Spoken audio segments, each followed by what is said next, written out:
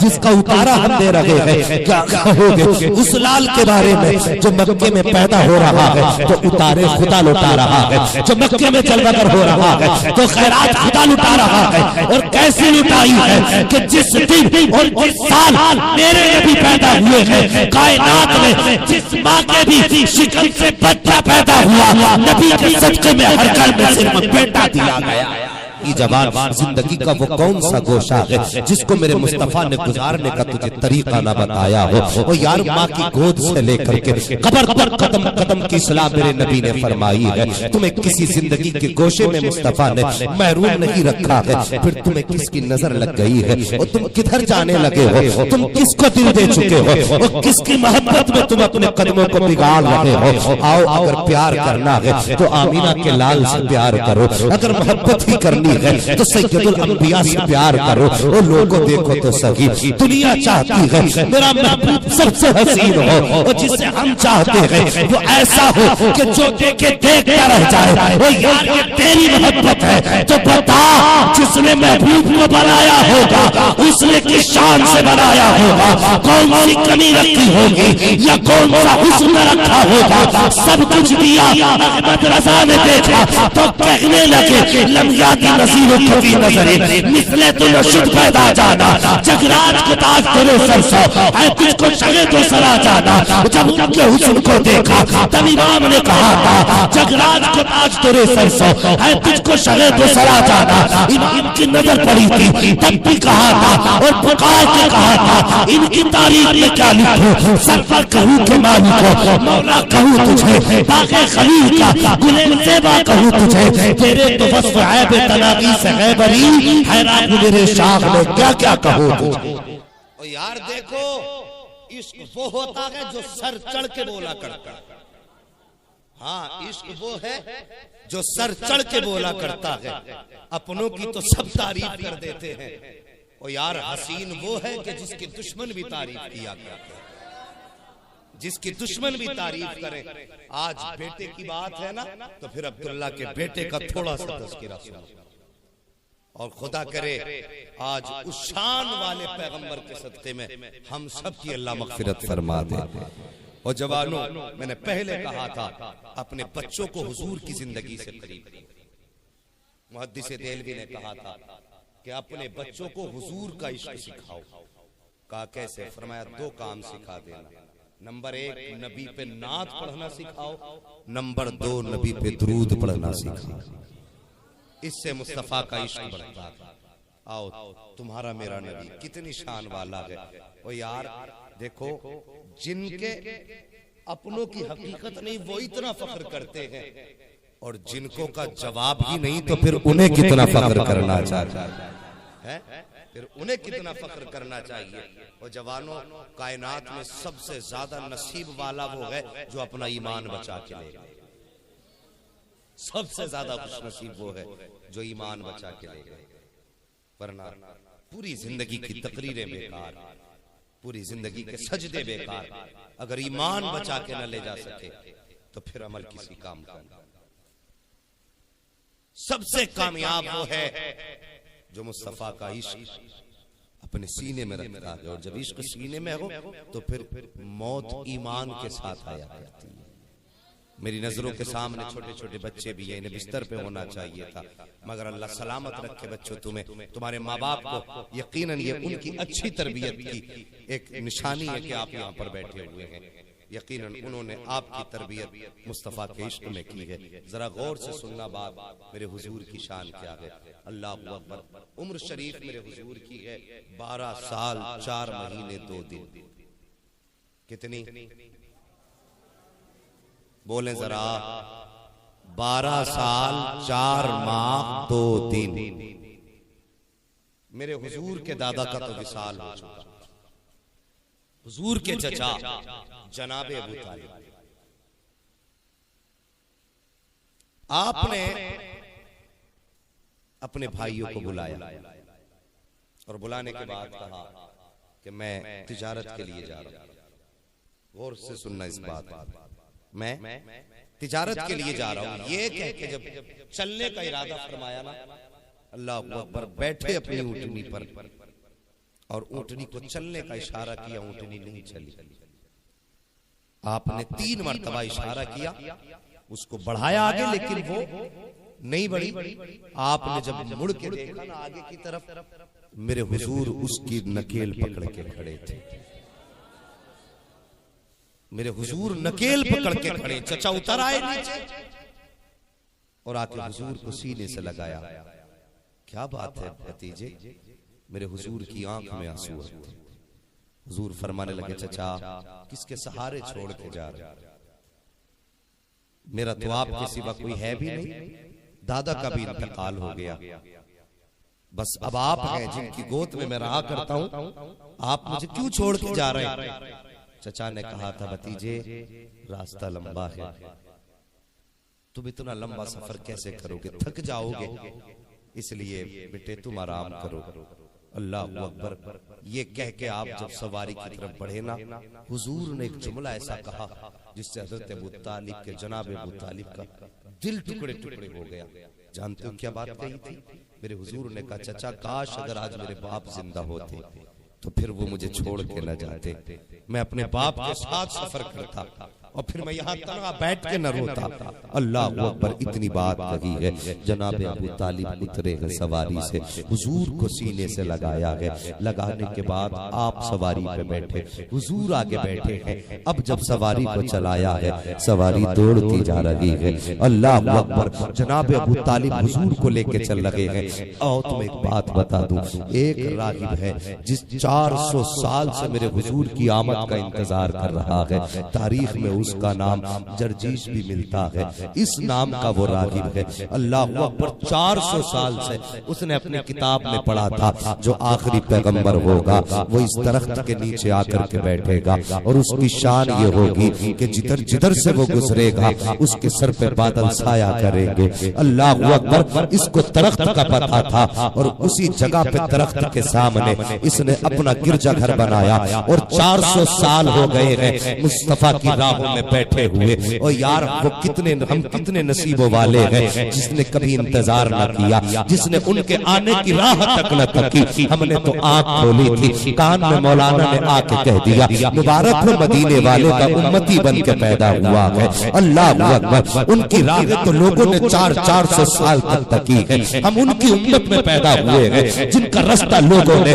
450 बरस तक तका है, जिनके आने के इंतजार में लोगों के बाल सफेद हो गए हैं। और हम कितने नसीबों वाले हैं जो मुसलमान के घर में पैदा हुए। होश आया, संभाला होश तो पता चला आखिरी पैगंबर की उम्मत में पैदा किए गए हैं। वो यार मुकद्दर पे नाज किया करो, किस्मत पे नाज किया करो। 400 साल हो गए हैं इस रागिब को, एक ही जगह पे बैठा हुआ है। 400 साल से ये अपने गिरजा घर से बाहर भी नहीं निकला था। लेकिन सुनो, ये बाहर नहीं निकला गिरजा घर की हद से, बल्कि जब इसको पता चला, इसने अपनी किताब के जरिए अंदाजा लगाया कि वो पैगंबर जो आखिरी पैगंबर है उनके आने का वक्त करीब आ गया है। तो ये छत पे चढ़ता था, कभी दाएं देखता था, कभी बाएं देखता था, नजर लगाता था कि आने का वक्त तो आ चुका है, शायद इधर से आते होंगे या इधर से आते होंगे या इधर से आते होंगे। ये हुजूर की राह तका करता था। अल्लाह अकबर। ये डर था कहीं ऐसा ना हो कि मैं अंदर बैठा रह जाऊं और वो आकर के चले जाए। इस डर से ये इधर उधर आता जाता रहता था, यानी इस छत से उस कोने पर,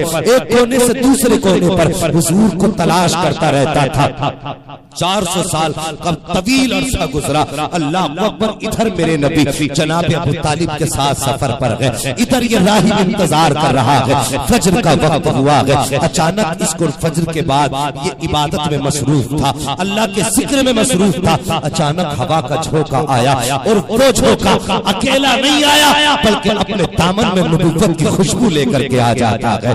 ये अपने गिरजा घर में इबादत में मसरूफ था। जैसी वो हवा इसके नाक के जरिए दिमाग तक पहुंची है, ये पहचान गया कि आखिरी पैगंबर आ चुके हैं। अब ये जल्दी से अपनी जगह से उठता है और गिरजा घर की छत पे गया, चारों तरफ देखने लगा कि देखो पैगंबर किधर से आ रहे हैं, कहाँ है। उसने क्या देखा, एक काफिला आ रहा है, उसमें कोई सरदार तो नजर नहीं आ रहा है, अलबत्ता उस काफिले के बीच में एक ऐसा बच्चा आ रहा है जिसका चेहरा चांद से ज्यादा रोशन है, जिसका वजूद सबसे अनोखा नजर आ रहा है। अल्लाह अकबर, वो देखता है तो देखता रह जाता है। जल्दी जल्दी नीचे आया है। उसके बाद वो काफिला आया, आने के बाद पड़ाव डाला, डालने के बाद सबने अपने अपने खेमे लगाए थे, सबको साया मिल गया था। जब सबको साया मिल गया, मेरे हुजूर के बचपन का जमाना है, आका उठते हैं, सब लोग तो साए में बैठे थे, मेरे हुजूर एक दरख्त से दूर थोड़ा फासले पर उस तरफ जाके बैठ गए जहां पे कोई साया न था। जैसे मेरे नबी जाके बैठे गए, अल्लाह अकबर, उसी तरफ को दरख्त झुक जाता है और हुजूर के ऊपर साया कर देता है। जैसे मेरे नबी के ऊपर साया हुआ है, अब सब लोग हैरत में है। इधर ये राही चढ़ा है और इसने देखा है कि आज अजीब मंजर है कि जहां हर दरख्त का साया होता था, आज साया वहां नहीं है, बल्कि आज साया वहां पड़ रहा है जहां पर एक 12 साल का बच्चा बैठा हुआ है। उसने देखा तो देखता रह गया। जी चाहता था कि करीब जाए, बच्चे को सीने से लगा ले। जी चाहता था इससे बातें करे, मगर मजबूर थे। कभी कलीसा से बाहर नहीं निकले थे, कभी गिरजा से बाहर नहीं आए थे, लेकिन मेरे हुजूर के जलवे अजीब थे। खुदा की कसम, मेरे मुस्तफा की शान तो ये थी कि जुल्फ देखी है, कि नजरों ने घटा देखी है, अरे लुट गया जिसने मोहम्मद की अदा देखी है। जब तक बिके न थे तो कोई पूछता ना था, तुमने खरीद कर हमें अनमोल कर दिया। हुजूर से प्यार करो जवानों, हुजूर से प्यार करो। अगर हुजूर से प्यार नहीं तो फिर कुछ भी नहीं। ये भी जहन में रख ले बात। अगर हुजूर से प्यार नहीं तो फिर कुछ भी नहीं है। अपनी जिंदगी मुस्तफा के करीब कर लो और तेरा मेरा प्यार नबी कितना हसीन है, कितना खूबरू है। सोच, राहिब की निगाह पड़ी, देखता रह गया। सोचा कैसे मुलाकात करूं कि बाहर जाऊंगा तो लोग कहेंगे कि राहिब ये 400 साल से बाहर नहीं निकला, आज कैसे आ गया। उसने अपने गुलाम को बुलाया और बुलाने के बाद कहा, जाओ इस काफिले के पास जाओ और काफिले वाले लोगों से जाके कहो कि मैं इन सब की आज दावत करना चाहता हूँ।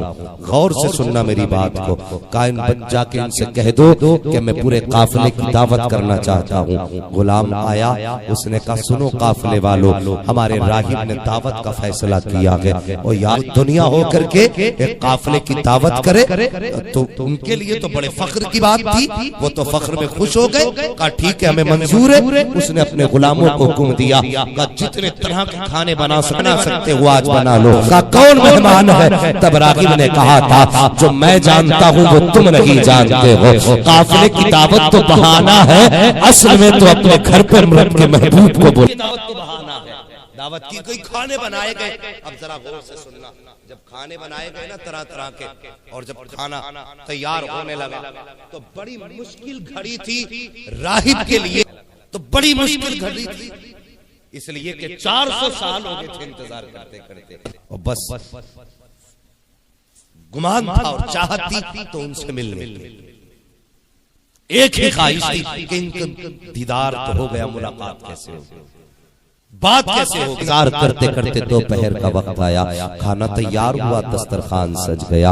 राहिब ने कहा, लाओ बुला करके पूरे काफिले को। जैसे जाकर के कहा गुलाम ने, चलिए खाना तैयार है। अब देखो राहिब उसके हाथ चूमता, अंदर आने की इजाजत देता। लोग आते गए, राहिब इंतजार करता गया, लेकिन ताज्जुब हुआ राहिब को उस वक्त जब उसने लोगों को आते देखा, इसकी वजह से महफिल सजाई गई है। अल्लाह अकबर। राहिब ने फौरन पलट के सारे लोगों की तरफ देखा, का जरा गौर करो कोई रह तो नहीं गया है। जब इतनी बात की कोई रह तो नहीं गया है, का नहीं, फिर नजर मारी, का फिर गौर करो कोई रह तो नहीं गया है, का कोई नहीं रह गया है। रागिब छत पे चढ़ा, क्या देखता है कि सब आ चुके हैं, लेकिन 12 साल का बच्चा अभी वहीं पे बैठा हुआ है। रागिब का, तुमने गौर कर लिया क्या कोई रह तो नहीं गया है? का कोई नहीं रहा है।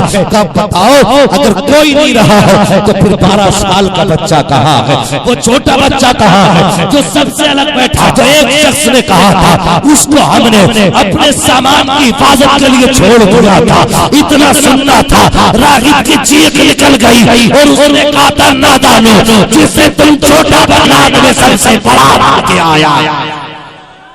जिसे तुम छोटा बता रहे हो वो कायनात में सबसे बड़ा बन के आया। अल्लाह अकबर। फिर मेरे नबी के ताया हारिस ये गए, हुजूर को गोद में उठा के लाए और लाने के बाद जैसे हुजूर ने पहला कदम अंदर रखा, रागिब ने फौरन मेरे नबी और सारे लोगों का दस्तरखान अलग था, हुजूर का हाथ पकड़ा अपने हुजरे में ले गए। अल्लाह अल्लाह। और गुलामों से कहा इनकी मेहमान नवाजी तुम करो और इनकी मेहमान नवाजी हम। दस्तरखान लगा, कहता हुजूर से ये भी खाइए ना, ये भी खाइए ना, ये भी खाइए। हमारे घर पे आज शहजादे हुजूर आला हजरत की आमद हुई है, हर बंदा चाहेगा और जिसके घर इनके कदम पड़ जाए वो शख्सी नसीबों वाला होता है कि नहीं। अगर आला हजरत की बेटे की ये शान है, फिर जहां मेरे नबी कदम रख देते हो उस जगह की शान का आलम क्या। ये भी खाइए, हुजूर ने तनावुल फरमाया। उसके बाद जब सब खा चुके ना काफिले वाले और खा के वापस, कहीं इजाजत है, इजाजत है, कहा ठीक है जाइए। जब सब जाने लगे हुजूर भी जाने लगे, कहा आप ठहर जाइए, आपसे कुछ बातें करेंगे। काफिले वाले चले गए और हुजूर को अपने पास बैठाया। देख तेरा मेरा नबी है कितनी शान वाला। और यार अभी ऐलान नबुव्वत नहीं किया, कहा साथ में कौन है? अबू तालिब आ गए। कहा तू क्या लगता है इस बच्चे का? अबू तालिब कहने लगे मैं इनका बाप लगता हूं। उसने कहा ये नहीं हो सकता। कहा कि मेरी किताब बता रही है कि इनके माँ बाप का इंतकाल हो चुका है। अल्लाह अकबर। किस किताब की कहानी है? उसने अपनी किताब उठाई है, सामने मुस्तफा खुद हुजूर का जलवा देखता जा रहा है, फर्क पलटता जा रहा है, हुजूर के चेहरे को देखता जा रहा है। किताब पलट कर बंद की और उसके बाद का अबू तालिब कहा क्या? कहा जानते हो ये बच्चा कौन है? क्या लगता है? कहा हाँ। कहा फिर बेटा क्यों कहा था? कहा इसलिए कि मैं इसको अपने बेटे की तरह पाल रहा हूँ। अल्लाह अकबर। आपने जैसी इतनी बात कही है, उस रागिब ने कहा था अबू तालिब तुम्हें मुझे तो कुछ नहीं पता, अलबत्ता इतना पता है जिस दिन ये मेरे गोद में आया है उससे पहले अबू तालिब के घर में फाके होते रहे थे, उससे पहले मेरे घर में कई दिन खाना नहीं बनता था। लेकिन जब से पैदा करने वाले की कसम, ये जब दस्तरखान पे हाथ लगा देता है तो मेरा परिवार क्या है? अगर उस खाने को चाहे तो पूरा शहर खा के चला जाए, खाना खत्म हो ही नहीं। बस इतना जानता हूं, मुझे इतना पता है कि जब ये मेरे घर का मेहमान बना उससे पहले मेरे घर में कई दिन का फाका होता था। अल्लाह अकबर। शान अबू तालिब शान बता रहे तेरे मेरे नबी की। और क्या फरमाते जरा सुनिए। ए बेटे बस मेंढक आ गया, कोई बात नहीं, अब जरा आप चुप जाइए।